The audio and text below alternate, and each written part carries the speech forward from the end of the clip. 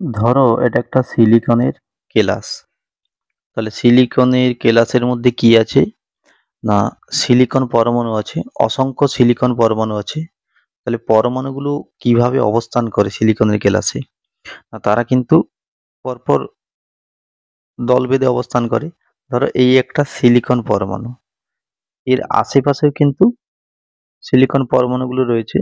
এবার প্রত্যেকটি সিলিকন পরমাণুর বাইরের কক্ষে কটা করে ইলেকট্রন থাকে না, বাইরের কক্ষে কিন্তু 4টা করে ইলেকট্রন থাকে। তাহলে প্রত্যেকের বাইরের কক্ষে 4টা করে ইলেকট্রন দিয়ে দাও।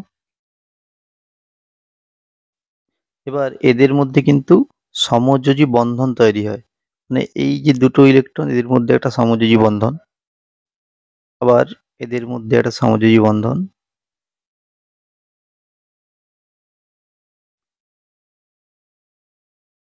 তাহলে এক্ষেত্রে মাঝের যে সিলিকনটা এর কিন্তু দেখো 8টা ইলেকট্রন পূর্ণ হয়ে যাচ্ছে, বাইরের কক্ষে অষ্টক পূর্তি হয়ে যাচ্ছে। এইভাবে প্রত্যেকটা সিলিকনেরই কিন্তু অষ্টক পূর্তি হয়।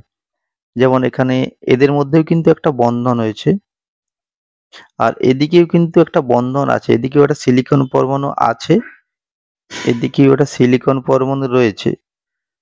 আর সেও কিন্তু এভাবে এদিকেও একটা সিলিকন পরমাণু রয়েছে, এখানেও একটা সমযোজী বন্ধন রয়েছে। এইভাবে প্রত্যেকটা সিলিকনের কিন্তু অষ্টক পূর্তি হয়ে আছে। ধরো এবার অর্ধপরিবাহী তাপমাত্রা যত বৃদ্ধি পায় তত কিন্তু ওই সমযোজী বন্ধনগুলো এক এক করে ভাঙতে থাকে। যত বেশি তাপমাত্রা তত ওই বন্ধন ভাঙার সংখ্যা তত বেশি হয়। ধরো এই যে বন্ধনটা, এই সমযোজী বন্ধনটা ভেঙে গেছে, তার অর্থ এই ইলেকট্রনটা বন্ধন ছেড়ে বাইরে বেরিয়ে চলে এসেছে। তাহলে ধরো এই জায়গাতে চলে এসেছে, তাহলে ওই ইলেকট্রনটা কিন্তু তড়িৎ পরিবহন করতে পারবে। ওটা ওটা এক প্রকার মুক্ত ইলেকট্রন ধরে নাও। আর যেখান থেকে বেরিয়ে এলো অর্থাৎ এই জায়গাতে কি সৃষ্টি হলো, একটা ইলেকট্রনের অভাব সৃষ্টি হলো। তাহলে এটাকেই আমরা বলি হোল বলি। হোল অর্থাৎ ইলেকট্রনের অভাব আছে ওই জায়গাতে। আর এটা এটা ইলেকট্রন। তাহলে এই হোল এবং ইলেকট্রন কিন্তু তড়িৎ পরিবহনে সাহায্য করে। এবার তাপমাত্রা যত বাড়াবে এই বন্ধন ভাঙার সংখ্যাও তত বাড়তে থাকবে, অর্থাৎ পরিবাহিতাও তত বাড়তে থাকবে। সেই জন্য তাই অর্ধপরিবাহীর উষ্ণতা যত বৃদ্ধি করা হয় তড়িৎ পরিবাহিতা তত বাড়তে থাকে এই বন্ধন ভেঙে যাওয়ার জন্য। এবার এই যে বন্ধন ভেঙে যে তড়িৎ পরিবাহিতা সৃষ্টি হয়, সেই তড়িৎ পরিবাহিতা কিন্তু খুবই কম হয়। এর পরিবাহিতা, এই কেলাসের পরিবাহিতা আরো যদি বাড়াতে হয় সেই জন্য এর মধ্যে ডোপিং করতে হয়। ত্রিযোজী বা পঞ্চযোজী মৌল এর মধ্যে ঢুকিয়ে দেওয়া হয়, এটাকে বলা হয় ডোপিং। এই ডোপিং করলে এর পরিবাহিতা অনেকটাই বেড়ে যায়। এমনকি আমরা আমাদের ইচ্ছামতো ডোপিং করে পরিবাহিতা ইচ্ছামতো বাড়াতে পারি বা কমাতে পারি। এন টাইপ অর্ধপরিবাহী কিভাবে তৈরি করা হয়? ধরো ধরো এটা একটা সিলিকনের কেলাস। তাহলে সিলিকনের কেলাসের মধ্যে কি আছে না, অসংখ্য সিলিকন পরমাণু আছে। এবার ওদের মাঝে একটা পঞ্চযোজী মৌল ডোপিং করে ঢুকিয়ে দাও। যেমন উদাহরণ হিসেবে একটা আর্সেনিক ঢুকিয়ে দাও। ধরো এটা একটা আর্সেনিক পরমাণু। তাহলে আর্সেনিকের বাইরের কক্ষে কিন্তু 5টা ইলেকট্রন আছে। তাহলে 5টা ইলেকট্রন নিয়ে নিচ্ছি।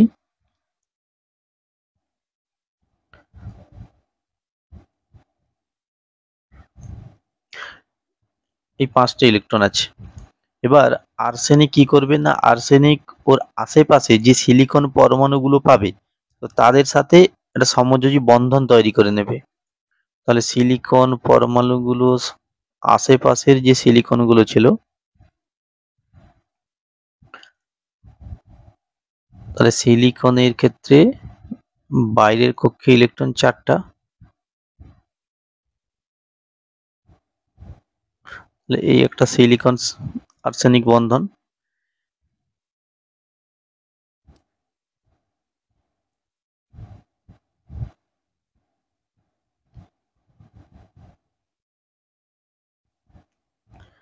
তাহলে এখানে কি দেখতে পেলাম না, আর্সেনিক তার আশেপাশের যে সিলিকন গুলো থাকবে তাদের সাথে সমযোজী বন্ধন তৈরি করে নেবে। আর আর্সেনিকের কিন্তু মোট 9টা ইলেকট্রন হয়ে যাচ্ছে তাহলে বাইরের কক্ষে। তাহলে সেক্ষেত্রে এই ইলেকট্রনটা এক্সট্রা হয়ে যাচ্ছে, কারণ যে কোনো পরমাণু বাইরের কক্ষে 8টা করে ইলেকট্রন রাখতে যায়, তাহলে এই ইলেকট্রনটা এক্সট্রা হয়ে যাচ্ছে। তাহলে এই ইলেকট্রনটা কিন্তু কেলাসের মধ্য দিয়ে বিনা বাধায় যাতায়াত করতে পারে, অর্থাৎ ওটা তড়িৎ পরিবহনে সাহায্য করবে। এবার এই যে ডোপিং এর মাত্রাটা ঠিক কি রাখা হয় না, ডোপিং এর মাত্রা প্রায় 10⁶ এই অনুপাতে রাখা হয়, অর্থাৎ 10⁶ সংখ্যক সিলিকনের মাঝে মাত্র একটা আর্সেনিক ডোপিং করলেই উপযুক্ত প্রবাহ মাত্রা পাওয়া যায়। এবার ধরো এটা একটা সিলিকনের কেলাস, তাহলে এর মধ্যে কি আছে না অসংখ্য সিলিকন পরমাণু আছে, তাহলে এর মধ্যে ডোপিং করা হচ্ছে 10⁶ এই অনুপাতে, অর্থাৎ 10 লক্ষ সিলিকনের মাঝে একটা করে আর্সেনিক ঢোকানো আছে। ধরে না এগুলো এক একটা করে আর্সেনিক, তাহলে এক একটা আর্সেনিকের জন্য এক একটা করে ইলেকট্রন পাওয়া যাচ্ছে, যেগুলো তড়িৎ প্রবাহে সাহায্য নেবে। তাহলে ইলেকট্রনগুলো আমি এর পাশে ডট দিয়ে লিখে রাখছি।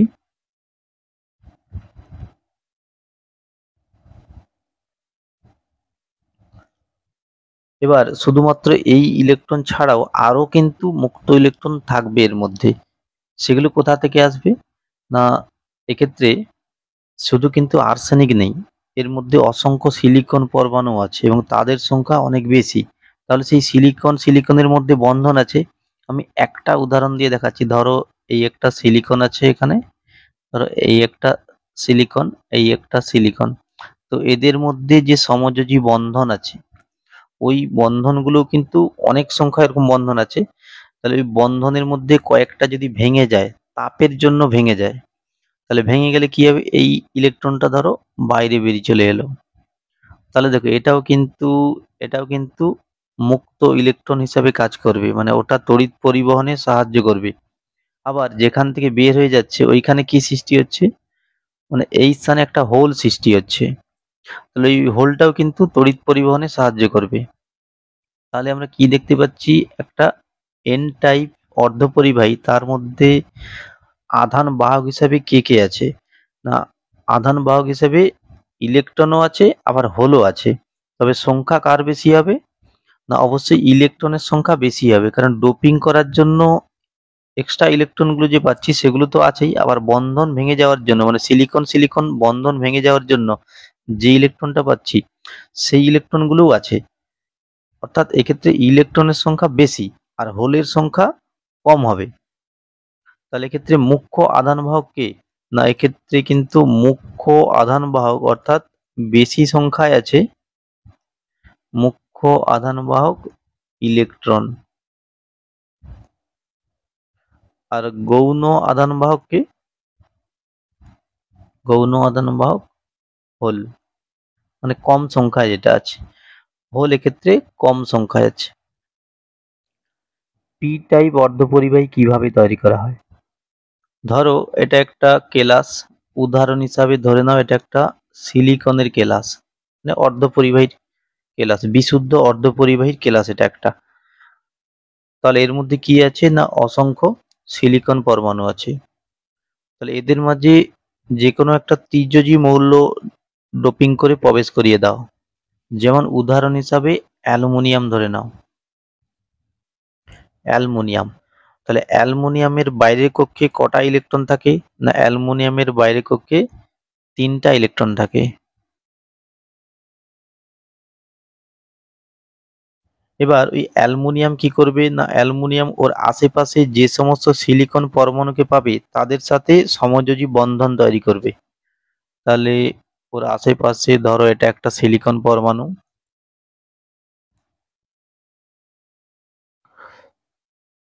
ধরে নাও এটা একটা সিলিকন পরমাণু, এটা একটা সিলিকন পরমাণু, একটা সিলিকন এবং এটা একটা সিলিকন। এবার সিলিকনের বাইরের কক্ষে কিন্তু 4টা করে ইলেকট্রন থাকে, তাহলে সিলিকনের বাইরে 4টা ইলেকট্রন দিয়ে দাও।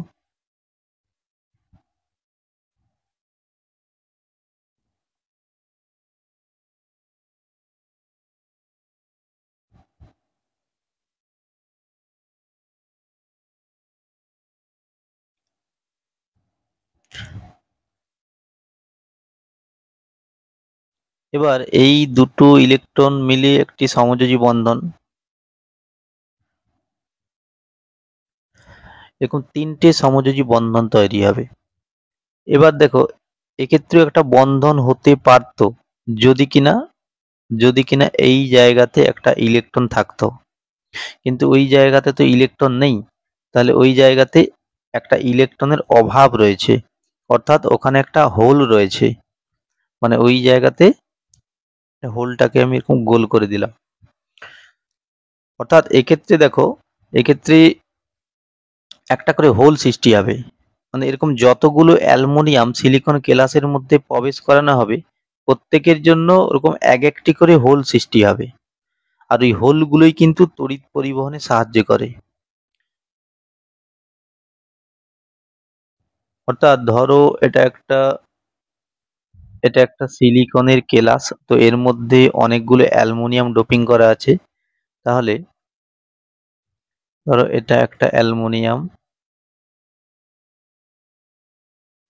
এরকম যতগুলো অ্যালুমিনিয়াম ডোপিং করা থাকবে প্রত্যেকটা অ্যালুমিনিয়ামের জন্য এক একটা করে হোল সৃষ্টি হবে, অর্থাৎ এক একটা করে ইলেকট্রনের অভাব সৃষ্টি হবে। তাহলে হোলগুলোকে আমি এরকম ভাবে গোল এর পাশে গোল দিয়ে দিচ্ছি।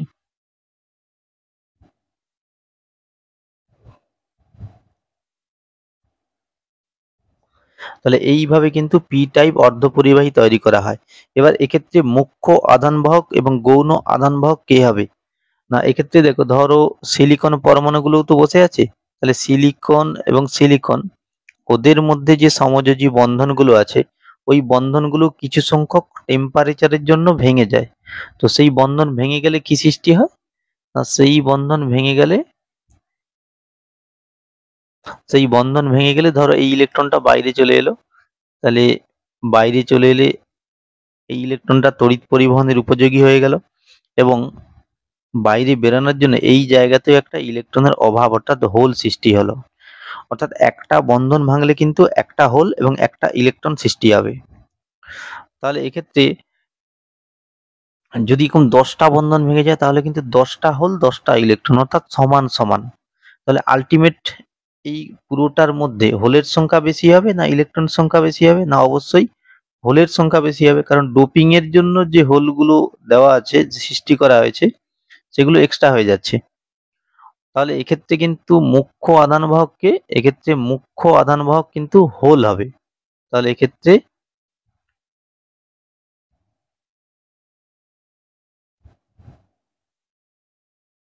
মুখ্য আধানবাহক হোল, আর গৌণ আধানবাহক কে হবে?